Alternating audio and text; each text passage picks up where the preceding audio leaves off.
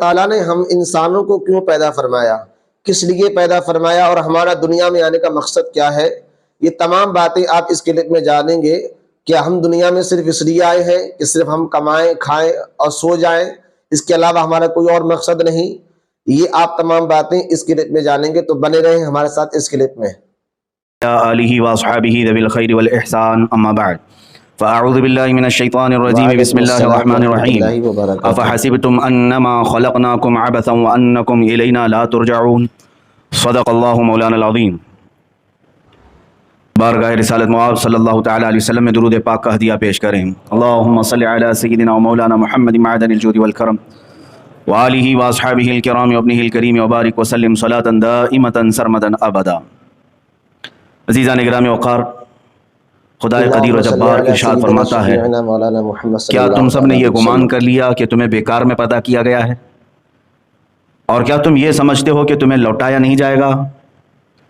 افحسبتم انما خلقناکم عبثا، تم یہ سوچتے ہو کہ ہم نے تمہیں عبث پیدا کیا ہے، بیکار پیدا کیا ہے، اور تم یہ سوچتے ہو کہ کبھی ہم لوٹائیں گے نہیں تمہیں۔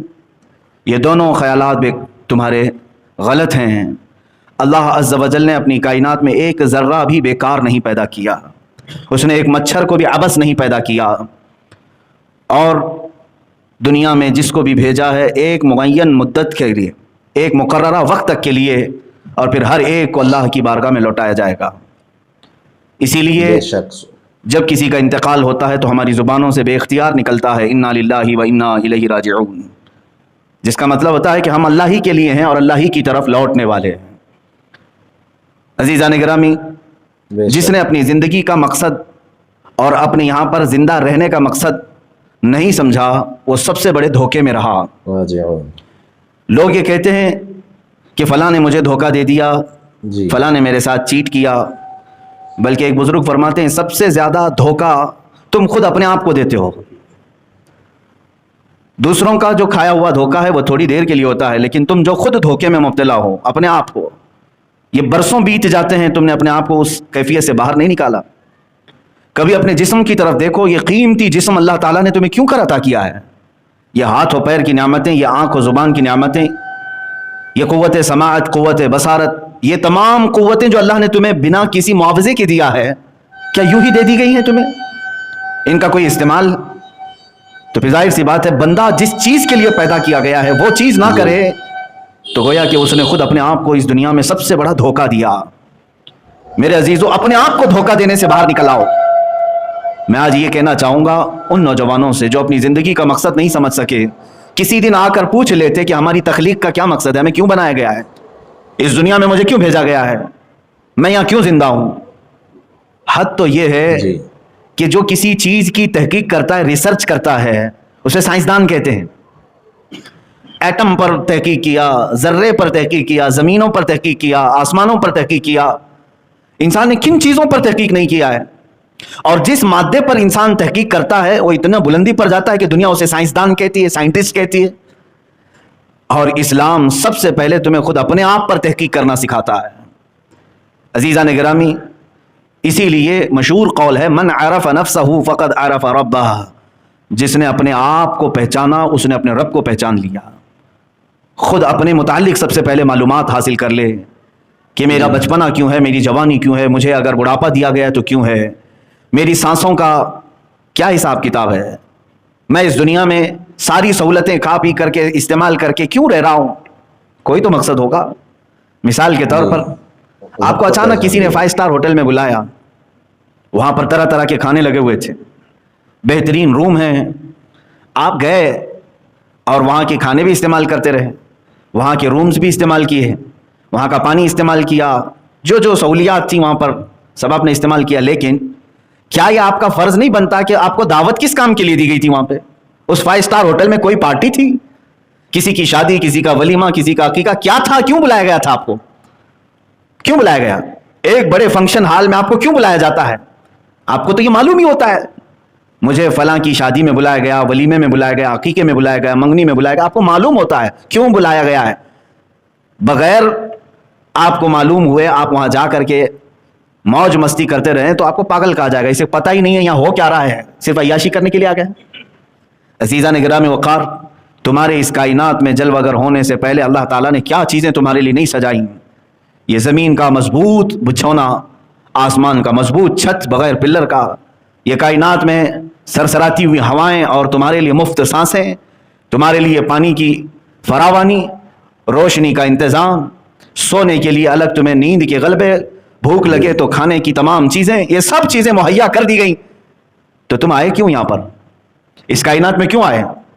کیا مطلب تھا، کیا مقصد تھا؟ اسی مقصد تخلیق کو قرآن کہتا ہے سورہ ذاریات کی آیت وَمَا خَلَقْتُ الْجِنَّ وَالْإِنسَ إِلَّا لِيَعْبُدُونَ. اللہ تعالیٰ فرماتا ہے ہم نے جنات اور انسانوں کو صرف میری عبادت کے لیے بنایا ہے، اپنی عبادت کے لیے بنایا ہے. سمجھ میں آیا کہ ہمیں کائنات میں اللہ نے اگر بھیجا ہے تو اس کی عبادت کے لیے بھیجا ہے. عزیزان گرامی، اسی بات کو میں نے اس سے قبل بھی دہرایا تھا کہ انسان باقی ساری چیزیں کر لیا لیکن جس کا مقصد کے لیے وہ آیا تھا اسی میں وہ ادھورا رہ گیا. یعنی عبادت، اللہ کی رضا حاصل کرنا، یہ سب کا مقصد تھا، اسی لیے تمہیں بنایا گیا تھا. اور آج بہت سارے لوگ یہ سمجھتے ہیں کہ لائف بیکار کی چل رہی ہے اور اس کو اس طرح سے گزار رہے ہیں جیسے لگتا ہے کہ کوئی ہلکی پھلکی چیز تمہارے ہاتھ میں آئی ہے. اتنی قیمتی زندگی اللہ تعالیٰ نے تمہیں دی ہے کہ اگر سانس تمہاری رک جائے تو کروڑوں دے کر کے بھی کسی ڈاکٹر سے سانسیں واپس نہیں لا سکتے. ایک بار تمہاری دھڑکن رک جائے تو لاکھوں کروڑوں اربوں دے کر کے بھی اس دھڑکن کو واپس نہیں لا سکتے. اتنی قیمتی لائف تمہارے ہاتھوں میں آج موجود ہے لیکن اس کا مقصد نہ سمجھ کر کے اپنے آپ کو عیاشیوں میں اور بیکار زندگی میں گزارنا، گویا کہ انسان کا خود اپنے آپ کو دھوکہ دینا ہے. مجھے بتاؤ کتنے لوگوں نے اپنے آپ کو دھوکہ دیا؟ یہ تو جرم ہے دھوکہ دینا دوسروں کو، لیکن میں سمجھتا ہوں اس سے بڑا جرم اپنے آپ کو دھوکہ دینا کہ تم پیدا کس کام کے لیے کیے گئے تھے اور کر کیا رہے ہو آج. مجھے بتاؤ اے بچوں، جوانوں، کیا تمہاری راتیں اسی لیے بنائی گئی ہیں کہ تم رات بھر بیٹھ کر گیم کھیلو؟ کیا تمہاری راتیں اسی لیے ہیں کہ تم کسی بھی نکڑ پر بیٹھ کر کے گپیں لگاؤ؟ کیا تمہاری راتیں اسی لیے ہے کہ لوگوں کے عیب جوئی کرو؟ کیا تمہارے دن اسی لیے ہیں کہ تم اپنے طبیعت اور اپنی خواہشات کے لیے ڈانس بار، کبھی کلب، کبھی فلاں جگہ، نشے کے اڈے، تاش کے پتے، شراب کی بو، یہ تمام چیزیں زندگیوں میں ایسی لائی گئیں؟ کیا آپ نے کبھی یہ سوچا کہ اسی لیے میں دنیا میں آیا ہوں؟ نہیں میرے عزیزو، کسی اور نے نہیں، تمہیں اس راستے پر تمہارے نفس نے دھوکہ دیا ہے، اپنے آپ کو دھوکہ دے کر کے صراط مستقیم سے ہٹا دیا ہے. عبث نہیں پیدا کیے گئے، بیکار نہیں پیدا کیے گئے. میں تاریخ کی چند مثالیں آپ کے سامنے رکھتا ہوں جنہوں نے دنیا میں ایک ایسی تاریخ رقم کی ہے کہ ان کی زندگی کا ایک لمحہ بھی ضائع نہیں کیا انہوں نے. ایک دن تو دور کی بات، ایک لمحہ ضائع نہیں کرتے تھے. امام بخاری رضی اللہ تعالیٰ عنہ، کون نہیں جانتا اس امام المحدثین کو؟ قرآن پاک کے بعد سب سے افضل کتاب اس روئے زمین پر وہ بخاری شریف ہے، صحیح بخاری. آپ پڑھنے کے لیے جب بیٹھتے تھے یا احادیث کا مطالعہ کرتے جی تو رات پوری گزر جاتی. تھوڑی دیر آپ آرام کرتے، اس کے بعد جب مطالعے کے لیے بیٹھتے تو فجر کی اذان ہونے کے قریب آ جاتے اور وہ احادیث پلٹتے رہتے ہیں اور اس میں غور و فکر کرتے رہتے. پہلے ایسا ہوتا کہ صبح صادق جب ہو جائے تو مرغے بانگ دیتے. بانگ دینا سمجھتے ہوں گے، مرغا پکارتا ہے. اب مرغوں کے پالنے کا بھی سسٹم ختم ہو گیا ہے، سب دیسی مرغوں کی جگہ برائلر چکن نے لے لیا ہے. یہ سارے تو جنگلی کہلانے لگے اب، حالانکہ اس کی فضیلت آئی ہے یہ دیسی مرغے کی. اس کو مارنے سے بھی منع کیا گیا، کہا گیا کہ اس کو اذیت نہ دو، اس لیے کہ لوگوں کو صبح کی اذان کے طور پر جگاتا ہے. تو پہلے یہی ہوتا تھا کہ برابر وقت پر صبح صادق پر مرغا بانگ دیتا اور لوگ یہی سمجھتے کہ اب فجر کا وقت ہو چکا ہے، وہ برابر فجر کے وقت پکارتا. اور اس مرغے پر لعنت بھیجی گئی ہے جو آدھی رات میں پکارتا ہے، کہا گیا وہ شر ہے، وہ شیطانی ہے. خیر، امام بخاری رحمۃ اللہ تعالی علیہ کچھ لکھ رہے تھے یا پڑھ رہے تھے، مرغے نے بانگ دی تو جیسے ہی مرغا بانگ دیتا آپ اپنی کتاب بند کر دیتے اور مسجد کی طرف چلے جاتے. نماز کا وقت ہو چکا ہوتا جب آپ فجر کی ادائیگی کے لیے آتے. امام بخاری رحمۃ اللہ تعالی علیہ نے ایک رات مرغے کی آواز سنی، اپنا مطالعہ بند کیا، اپنی کتاب بند کی اور نکل پڑے. مسجد آئے تو پتہ چلا ابھی فجر کا وقت ہونے میں کافی ٹائم باقی. کافی ٹائم کا مطلب آدھا گھنٹہ، آدھا سے پونا گھنٹہ ہوگا. اتنا وقت باقی تھا ابھی طلوع صبح صادق کے لیے. امام بخاری رحمۃ اللہ تعالی علیہ کو جلال آ گیا. حالانکہ اگر کوئی وقت سے پہلے مسجد میں آ جائے تو ثواب ہی ہے، کیا خرابی ہے. امام بخاری رحمۃ اللہ تعالی علیہ اس قدر جلال میں آئے کہ آ کر کے آپ نے ایک جملہ کہا کہ اللہ اس مرغے کو قتل کر دے. قاتل اللہ ھذا الدیک، اللہ اس مرغے کو قتل کر دے جس نے میرے مطالعے کے وقت کو برباد کیا. جو میری پڑھائی کا وقت تھا اس نے اس میں سے اس کی آواز کی وجہ سے میں اٹھ گیا, میرا اتنا وقت اس نے خراب کیا. مرغا فجر کی اذان سے پہلے ختم ہو چکا تھا, مر چکا تھا. آپ کی والدہ ماجدہ امام بخاری رحمۃ اللہ تعالی علیہ کی والدہ ماجدہ نے آپ کو نصیحت فرمائی اور ارشاد فرمایا کہ بیٹا اس کے بعد کبھی کسی کے لیے اس طرح کا جملہ نہ کہنا, اس لیے کہ اللہ تمہاری زبان میں اثر رکھا ہے. بتانا مقصود یہ ہے میرے عزیزو کہ ان کا کتنا وقت گیا ہوگا, آدھا سے پونا گھنٹہ, جس کے لیے وہ اتنے جلال میں آئے کہ اس مرغے کو پھر کبھی دوبارہ پسند نہیں فرمایا اور وہ ختم بھی ہو گیا. یہاں تو پوری کی پوری راتیں ضائع ہو گئیں, برس کے برس ضائع کیے, مہینوں ضائع کیے, اور کبھی اف تک نہیں. میرے عزیزو تمہارے پاس جو وقت ہے یہ بہت ہی قیمتی وقت ہے اللہ کو منانے کے لیے اور اس کو راضی کرنے کے لیے. میں ایک حدیث پاک آپ کو سنا کر مقصد زندگی آپ کو بتانا چاہوں گا. اللہ کے نبی صلی اللہ تعالی علیہ وسلم ارشاد فرماتے ہیں لا تزول قدم ابن آدم حتی یسأل عن خمس. قیامت کے دن ابن آدم یعنی ہر انسان, کوئی انسان کے دونوں قدم ہٹ نہیں سکیں گے اپنی جگہ سے. جو محشر کا میدان ہوگا, میرے آقا صلی اللہ علیہ وسلم فرماتے ہیں لا تزول قدم ابن آدم, پورے انسانوں میں سے کسی انسان کے دونوں قدم ہٹیں گے نہیں اس وقت تک حتی یسأل عن خمس, جب تک کہ اس سے 5 چیزوں کا سوال نہ ہو جائے, جب تک کہ اس سے 5 چیزوں کے بارے میں پوچھ نہ لیا جائے. وہ 5 چیزیں کیا ہیں؟ یہ ترمذی شریف کی صحیح حدیث ہے. اللہ کے نبی صلی اللہ تعالی علیہ وسلم فرماتے ہیں عن عمرہ فیما افناہ, سب سے پہلا سوال یہ ہوگا کہ اللہ نے جو تجھے پوری عمر دی تو نے کہاں کہاں گزاری, پورا حساب دے دے.